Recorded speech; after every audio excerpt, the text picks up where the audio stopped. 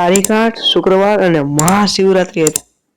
Hello દોસ્તો, welcome to my channel. મોઢા લોટા ધોઈને આપણે ઉઠી ગયા છે। આપણે હવે મોઢું ધોઈ લેવી અને હવે મોઢું ધોઈને હું તમને મળ્યો। પછી મેં નાહી લીધું। હવે આપણે વાળ ઓળી લેવી, દરરોજ આપણે ઓળવી એમ। અને વાળ ઓળીને આપણે તિલક કરી લીધું।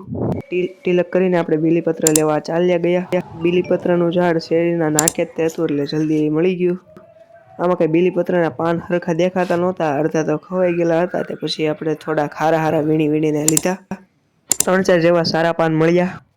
તેને સારા એવા ધોઈને શિવલિંગ ઉપર આપણે ચડાવી દીધા શંખ વગાડીને। અને આજે હતો ઉપવાસ અને વેફર અને ગાંઠિયા ખાઈ લીધા અને પાણી પીને આપણે ટ્યુશન ભેગા થતા હતા। ત્યાં પછી મને યાદ આવ્યું કે આપણે વિષય ભરવાના આજ બાકી હતા, તે વિષય ભરી લીધા।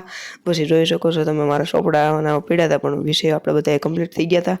ચાલો ઓકે, આપણે હવે ટ્યુશન ભેગા થાવી અને ટ્યુશનમાંથી આવીને તમને મળું। ટ્યુશનમાંથી આવી ગયા અને સ્કૂલે રજા હતી એટલે આપણે ઘરે ગયા હતા।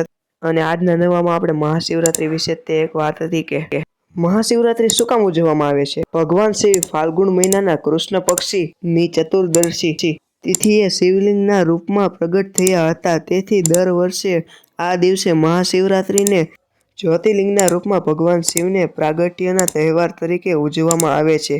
આ દિવસે બધા મહાદેવના ભક્તો શિવલિંગને પૂજા કરે છે અને પાણી ચડાવે છે। તો દોસ્તો, તમે મારી ચેનલને ઉપર આપણે સબસ્ક્રાઇબ કરી દેજો અને વિડીયોને લાઇક કરી દેજો। તો આવા નવા વિડીયો આપણે મળશે। તો આજના માટે જય હર મહાદેવ, જય શ્રી રામ।